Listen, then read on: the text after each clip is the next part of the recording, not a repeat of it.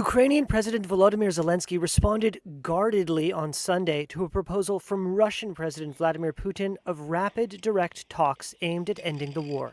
Putin made his proposal in a televised statement from the Kremlin on Saturday, more than 3 years after he sent Russian forces to invade the smaller neighbor. U.S. President Donald Trump, who says he wants to be remembered as a peacemaker, called Putin's proposal, quote, a potentially great day for Russia and Ukraine.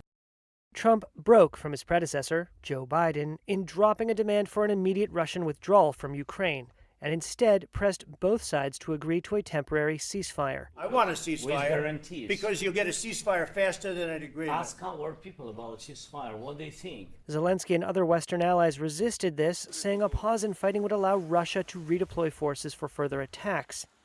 But they relented in the face of U.S. pressure and accepted the idea of a temporary truce. The Ukrainian leader said it was, quote, a positive sign that the Russians have finally begun to consider ending the war, but that, quote, the very first step in truly ending the war is a ceasefire. He said, quote, we expect Russia to confirm a ceasefire, full, lasting, and reliable, starting tomorrow, May 12th, and Ukraine is ready to meet. It will focus on how to build and guarantee real and lasting security. Key points, 30-day ceasefire backed with sanctions. On Saturday, Zelensky and other EU leaders announced their support for a 30-day ceasefire as a first step. There is this ceasefire for 30 days proposal that is very clearly now on the table. It's unconditional ceasefire for 30 days.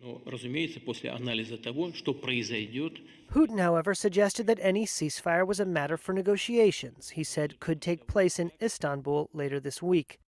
The Kremlin chief said he did not rule out both sides agreeing in Turkey on, quote, some new truces, a new ceasefire, but one that would be the first step toward a, quote, sustainable peace.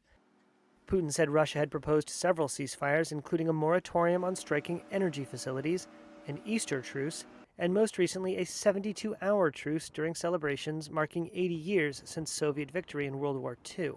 None of those were agreed between the two sides, and each accused the other of continuing to attack in force during the supposed truce periods.